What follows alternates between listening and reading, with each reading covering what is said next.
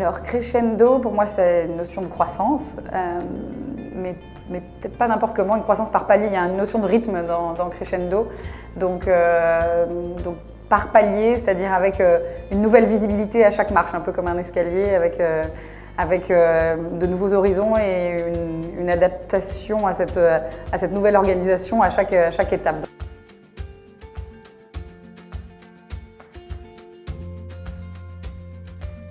Moi, je travaille pour le champagne Le Galet, donc qui est mon nom de jeune fille. Donc le champagne Le Galet, c'est 4 hectares dans un domaine familial Clos de Mur qui fait 20 hectares dans la vallée de la Marne. Donc c'est à côté d'Épernay, dans le centre historique de la Champagne. Et donc ce beau domaine de 20 hectares appartient à notre famille depuis 1927. Donc moi, je suis la 5e génération de vignerons, donc on s'est passé un petit peu le savoir-faire de génération en génération. Et donc moi, je travaille avec mon père, on co-dirige cette société du Champagne Le Galet. Et donc on y produit 25 000 bouteilles, ce qui est une petite production par rapport à la surface, puisqu'on exploite 4 hectares, parce que le souhait, c'est d'avoir vraiment un produit très sélectionné. Donc grâce à ces 4 hectares, on produit 25 000 bouteilles qui sont partagées dans 5 cuvées différentes. On a un brut classique qu'on appelle sans année, parce que les vins en Champagne sont des vins d'assemblage. Donc il y a des vins qui sont spécifiques d'une année, d'autres où on assemble avec des vins de réserve. On a un rosé, on a un millésimé, on a un brut nature, donc une cuvée très authentique. On a un blanc de blanc. Voilà, on travaille différents produits avec toujours le même terroir, en essayant de varier un petit peu entre les différents types de raisins et les différentes structures de vins, des vins un peu plus âgés, des vins plus jeunes. Et puis, donc on a une nouvelle activité, enfin je dis nouvelle, il y a 2 ans, les cycles dans la production de champagne sont très très longs. C'est-à-dire qu'on parle de, moi quand je mets un plant en terre et entre le moment où je mets le plant en terre et le moment où je vends la bouteille, il se passe 7 ans. Donc les cycles sont très longs. Et quand je dis que j'ai une nouvelle activité, c'est une nouvelle activité qui a 2 ans, mais qui pour nous est toujours nouvelle, qui est l'activité d'œnotourisme. C'est-à-dire que comme le domaine est magnifique, on reçoit des gens au domaine et on a toujours eu cette envie avec mon père de transmettre.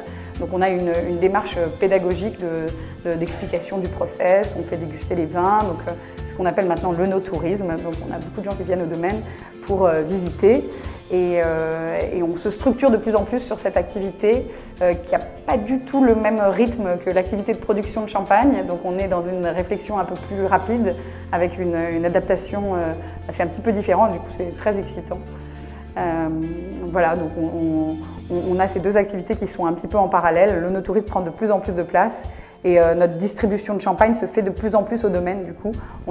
Sinon la distribution, c'est la restauration gastronomique, les distributeurs qui sont très sélectionnés, donc quelques cavistes, l'entreprise beaucoup, et également on a une partie de notre production qui part à l'export, mais qui est assez faible, de l'ordre de 15%. Donc voilà, et c'est vrai qu'au domaine, on vend de plus en plus, à 80% à des étrangers. Alors, la structuration de l'activité d'œnotourisme, elle s'est faite un petit peu comme c'est venu. Et au début, on avait beaucoup de passages. Et de plus en plus, on a des entreprises qui sont intéressées pour nous amener des gens de manière récurrente. Donc, c'est des petits tours opérateurs. Et c'est des très bons partenaires pour nous parce que déjà ils ont une clientèle qui a une démarche volontaire importante, donc c'est des gens qui sont très intéressés, avec qui on a un bon échange sur les vins, des gens qui connaissent bien les vignobles, donc ça c'est très enrichissant aussi pour nous. Et puis bon, c'est récurrent, donc pour nous c'est intéressant la récurrence. Ça nous permet de nous structurer d'un point de vue personnel aussi sur place. Donc on a une personne maintenant qui travaille à temps plein au domaine pour recevoir les visiteurs. Le développement du Champagne Le Galet, donc comme vous l'avez certainement entendu, on est clos de murs, c'est-à-dire qu'on a des murs autour de la propriété, donc le développement par la surface ne se fera pas. Donc c'est un développement par la valorisation du produit. On va pouvoir peut-être produire un petit peu plus dans un avenir proche, mais pas beaucoup plus. Ce qui nous importe, c'est de bien se positionner, d'être au bon endroit Ouais. Et puis, c'est des réflexions qui sont des réflexions longues, comme je vous disais, et on n'est pas dans la nette économie, donc les décisions sont prises très à l'avance.